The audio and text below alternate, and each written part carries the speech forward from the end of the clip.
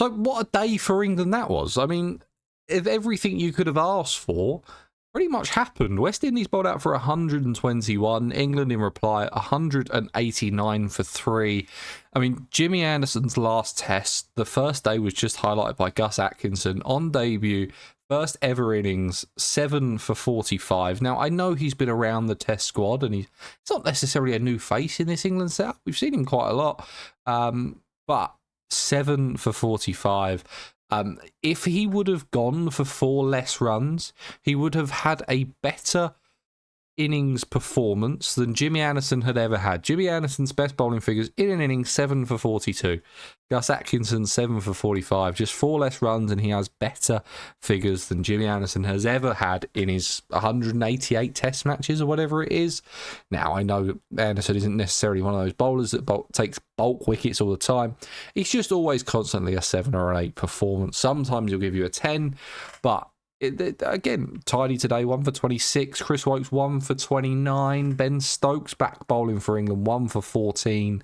That one wicket was an absolute screamer of a catch from Harry Brook. About third slip, diving low to his right. It really was absolutely incredible. In terms of the kind of West Indies batting performance, wasn't great. It really wasn't. I mean, a top score from Mikhail Lewis on debut.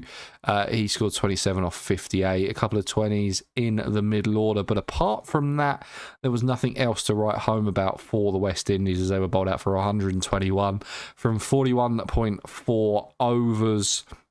In reply, though, Zach Crawley, 76 from 89, looked good.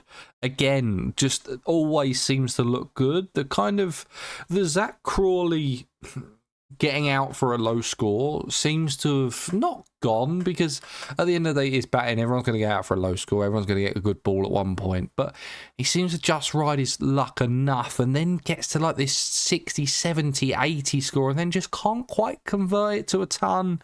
It looked a bit scratchy. It's a Zach Crawley innings. It always looks scratchy. It's just one of those. It's always going to be a relatively scratchy innings from him.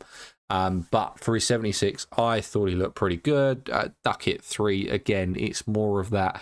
If you're getting out for 3, it's almost not as bad as you're getting out for like 20 when you've seen a few balls. So that's fine. Duckett and Crawley are always going to be our opening partnership. Ollie Pope, I was worried about coming into this series just because that knock that he had in India just seems like a long time ago. I know he was injured for the Ashes, and we haven't played a lot of Test cricket recently. I mean, we've only had, in literally the last year, we've had the last Ashes series in 2023, and then we had the 5 Test series in India. So we haven't really seen a lot of Test cricket. We obviously had the 50 over World Cup and the T20 World Cup. I thought Joe Root looked very sensible for his 15, seeing us out to the end of play. Not trying to get into this Bazball stuff. There was a couple of kind of just guiding it down to third man, the Joe Root shots that you expect to see. And then Harry Brook played fluently for his 25 off 29. I would have loved Jimmy Anderson to take 7 wickets today. I think I was probably always pushing my luck to think that Jimmy Anderson was going to take 7 wickets today. I'm just happy that we bowled the West Indies out for 121. I thought we looked on top throughout the whole game. We are completely dominating them. We already have a lead of, 68 right now. I've got tickets for day 3. I'm starting to worry if we're even going to get to day 3 at this point. We might do, but I don't know. The problem with the West Indies is that, I don't know, there just seems to be a lot of talent there, but there just doesn't seem to be anything that kind of... I think the test in Brisbane is going to prove as an outlier rather than what's actually happening with that team. The stat that obviously got me I was absolutely mind blown by it was the fact that, so obviously the West Indies and England have just come off of a T20 World Cup. Out of the 22 players that played each other, what was that, 3 weeks ago in the T20 World Cup, where the West Indies hosted it, I think it was like 2 out of the 22 that are playing now played in that game. I think it was like Harry Brook and Alzari Joseph are the only 2 players that played in that squad. And it's a shame that the West Indies can't get their best players to play in all of their formats, but I guess they're bringing through some new names, and it's nice to see. I thought Jaden Seals bowled really well today for his 2 wickets. The Yorker that got Crawley out was unbelievable. Again, the Yorker that got Pope out, Pope seems to have problems with that Yorker. The way that Pope was setting up, and they did a thing on it on Sky Sports, on the, I can't remember what they call it now. What do they call it? Third man or whatever it is. And they looked at his kind of trigger movements and different things like that. And it does just seem to look like he's just falling over a little bit. He hasn't got those trigger movements spot on like you would see with like a Joe Root with his trigger movements. He just seems to be ready and set for the ball. Ollie Pope just always seems a bit rushed, and I think that's how the Yorker got him. Because, I mean, Holder isn't necessarily, like, quick. I mean, what's Holder, like, mid-70s? I mean, he's not rapid at all. So to get trapped on the Yorker, I did think that DRS was a little bit dodgy for the Pope one. I thought that hit the front pad, and then it looked like it hit the back pad on the LBW DRS decision. So I don't know. I mean, I'm not going to say that DRS is cheating, because I just don't think it looked. When I first saw it live, I said to myself, yeah, that looks pretty out. I just cannot get over how good of a performance it was. I thought Jamie Smith kept relatively well today as well, which was one of the things that I was worried about. Obviously, with him not keeping for Surrey, I didn't expect him to have an absolute blinder of a game straight away, but I didn't manage to see. I missed the first session and a half because I had some stuff going on, so I only watched the kind of about last hour leading up to tea, and then all of the last session I watched when we came back for bad light. I hate going off for bad light in test matches, just does not make any sense to me. But no, I thought the West Indies bowled relatively well. I thought England batted relatively well. And obviously the Gus Atkinson 745 is just going to be what you're going to talk about. That's going to grab all the headlines.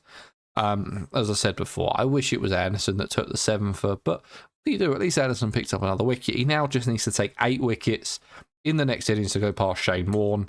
It would be nice, little 8 for 10 or something. Beat his best ever bowling figures, because I have to be at 7 for 42 for like a great that is Jimmy Anderson. Doesn't look amazing. Like when I think of Stuart Broad, I think of 8 for 15 at Trent Bridge. I couldn't even tell you where the 7 for 40. Do you know what? I bet you £1 million that he's actually Trent Bridge. I'm going to look it up now, because I genuinely think that he's just going to be Trent Bridge, what his best ever bowling figures were. I'm sure I can find it. So if we got Anderson 7 for 42, then that should come up with it. What was it? Oh no, it was at Lords? Yeah, it was at Lords against the West Indies as well, which included his 500th test wicket. So it could happen. It's the West Indies at Lords. It's where he's taken his best ever thing. Could we see a Jimmy Anderson second innings resurgence? Something that's actually probably gone against Anderson's favour in a lot of talk that I've heard about Jimmy retiring is the fact that he's not performing as well in the second innings as he is in the first innings. So yeah, I mean, if he could pick up 8 in the second innings, go above Warne, that would be great to see. I'm not sure if it's going to happen. I just hope Jimmy gets a send off that he wants. Absolute legend of the game, and I'll make a full video when the test comes to an end on what I think is the right move and different things like that. But I just want to see him do well, you know. I think that this England performance is looking good. As I said before, though, my day 3 tickets, I don't think I'm seeing a full day of cricket on day 3. I have to admit, whether Joe Root just knuckles down 100 off 250, Harry Brooks scores like 300, we end up getting 600, and then the West Indies come out and bat a bit. I don't know. I hope I see it, but I think I've got about a session's worth on day 3 that I'm actually going to watch. But guys, that's going to be it for today's video. Remember to like, remember to subscribe, remember to put that bell notification on, because we will be doing one of these videos pretty much as soon as play finishes, after every single day of this test series and the next test series. And there'll be a video later this week going through all the other news that has happened in the cricketing world. But I'll see you guys in the next one. Cheers.